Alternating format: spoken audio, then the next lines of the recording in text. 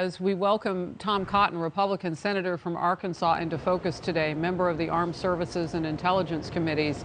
I'm looking back at that picture, and I don't know if my team can put it up, but you see, Senator, how slow this process is. You have a lot of children and elderly in those masses of people trying to reach the borders. There it is.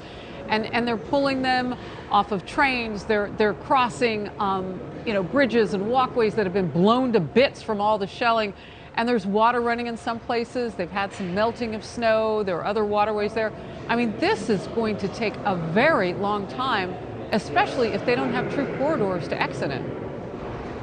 Yeah, Harris, the images we've seen out of Ukraine from the beginning are horrific atrocities, and they've only gotten worse every day that goes by.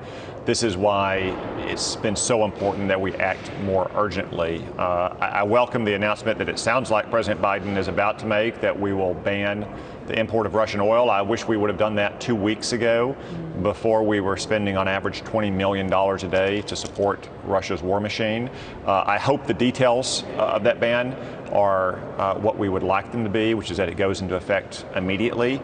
And I hope that the president is able to bring our European partners along with us. They obviously export a lot more oil and gas from Russia, and they provide even that much more money. But the consistent theme we've seen from the president is that it's been a day late and a dollar short. I mean, it was 5 days ago that Nancy Pelosi, of all people, called for banning this oil. Yes, and I want to get into what Democrats are saying this morning, but I also want to just step back, because the Wall Street op-ed that we featured yesterday, and others are writing about this too, that Russia can sell its oil elsewhere. Is this mostly symbolic, or if we stop buying their oil, does it really tell the rest of the world, our third largest supplier, we can live without you?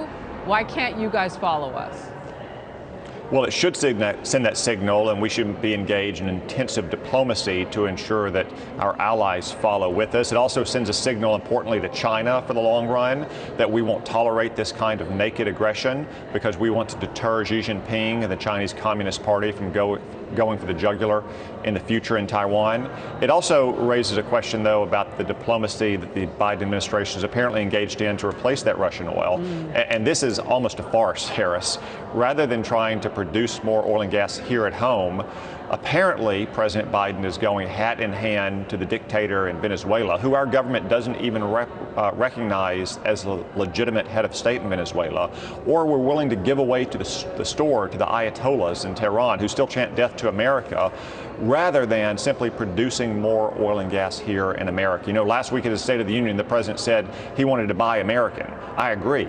The only thing he's apparently unwilling to buy in America is American oil and gas, but that's what we should be doing. Well, what kind of stranglehold do some of those progressives inside the Democrat Party have on a president when he sits down with someone that our country doesn't even diplomatically recognize? I mean, to buy oil, we've gone from one to the other in terms of enemies, but this gives us a window into the world. So this is just coming into our newsroom. House Democrat Caucus Chair Hakeem Jeffries was just asked on camera, what if the ban on Russian oil doesn't work to stop Putin from slaughtering Ukrainians? Here's what he said. Democrats continue not supporting getting U.S. troops involved, and it's why the U.S. must continue arming Ukrainians to fight. And then he added he hopes the House reaches an agreement on the omnibus spending bill with Ukraine aid in it in the next day. What's your response to that? Well, first off, we could have passed aid to Ukraine a week ago. There was no reason to wait to include it in this massive spending bill that's coming up soon that we've been working on for months, and we should have passed it a week ago. And if we can't get that big bill passed this week, we should pass it as its own bill. Second, the Biden administration, the Democrats, should stop telling Vladimir Putin what we're not going to do. This goes back to the early days whenever the president first said that we'd under no condition send troops to Ukraine. Well, even if that's our policy, Harris, we shouldn't be telling Vladimir Putin what we won't do and then continually reminding him what we won't do. It projects weakness and indecision, and it allows him to continue to escalate in Ukraine. Again, we could have avoided this war from the beginning if we'd been firmer with Vladimir Putin, starting when this buildup occurred in late September and early October, before it became known to the wider world in late November, early December. I want to get to the sanctions now. President Biden, our allies overseas, continuing to try to punish Russia with sanctions. However, the Kremlin critic Bill Browder says so far we're only scratching the surface. Here's a bit of that. Let's watch together. We've just begun the sanctions program, and there's a lot more we can do. We should starve Vladimir Putin of money in every possible way we can. The New York Post editorial board writes this about Putin. If he can't get that surrender, he'll just keep on slaughtering as many Ukrainians as he can, despite his fevered claim that they're all actually Russians. Senator Cotton, your reaction? Well, if all those Ukrainians are Russians, I guess I'd say that Vladimir Putin has a Russian uprising on his hand, because it looks to me like every single Ukrainian is fighting for their nation and for their people. And frankly, you got a lot of Russians in Russia itself who are rising up against Vladimir Putin's war of aggression. Bill Browder is right. We can do a lot more in sanctions. The sanctions against Russia's central bank can be strengthened, and in particular, we can remove all Russian banks from the international payment system. We've removed a lot of them, but Vladimir Putin owns all of them at one level or another in Russia. So we can take stronger measures than we have. Again, as I said earlier, President Biden has usually been a day late and a dollar short on these measures. Even when he gets to the right place, it's a little bit later than it should have been, and it's not as sweeping as it should be. I hope that's not the case on this ban on imported Russian oil that we'll hear in a few minutes. You know, Senator, when I hear you say that, and we're watching the scene now inside the Roosevelt Room as they kind of pull the microphones into place, the media getting set now, the president expected to speak at any moment. You know, when I hear you talking about those sanctions, everything takes time. I mean, at the very beginning of this, 2 weeks ago, the president said, oh, let's see how it goes a month from now with what we've put into place. Now he's talking about pulling us out of, you know, securing Russian oil every day to tens of millions of dollars that are paying for the war for Putin coming out of our pocketbooks.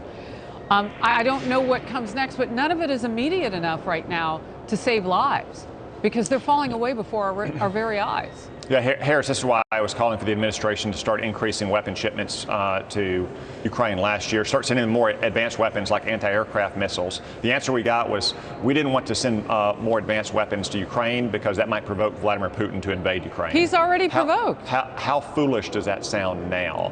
Now what we're doing is on a crash basis, on an emergency rushed basis, trying to get every weapon we can into Ukraine when minutes count, and we're still in too many cases dragging our feet as a government. Well, and what good does it do to try to guess what he's going to do without just doing what we know we need to do? I mean, he's a madman. He's going to do what madmen do. I don't think you can stop him with this. Well, so what works? Yeah. You've been in the Harris, field. You served. What works? Well, what works is taking the initiative and getting on offense. But since the very beginning of this buildup in Ukraine, we've ceded the initiative to Vladimir Putin, and we've been on the back foot. Even when we take the right steps, we don't take it in a timely enough fashion, and it's not sweeping enough. That's why I hope this ban on oil is total and is immediate, and I hope it's coupled with expansion of more American oil and gas production. At every stage, this administration has crippled American oil and gas production, whether it's leases and permits and approvals or pipelines or what have you. Senator, again, the president getting ready to speak, and the image that has hit the world today is a different president, Zelensky of Ukraine, going back to his office now. You don't have to geo-track him to know where he is. What was your first response when you learned that this president, Zelensky, was going back to the office to do his job, and he's going to be presenting and taking questions from, we understand, the Brits? He's going to be talking to Parliament. Yeah, he spoke to us over the weekend in Congress as well, Harris. I was heartened, I was encouraged, as I know the Ukrainian people are, that President Zelensky has really embodied their resolve and their courage and their indomitable will to fight for their nation and their freedom. Senator Tom Cotton, as we look forward today, you know, I mentioned what Congressman Jeffries has said. Democrats don't want to put our men and women in harm's way and fight, but you have given us so many other options that we could be doing that might be expeditious in terms of getting responses. Great to have you in focus today. Thank you very much for your time. Thank you, Harris.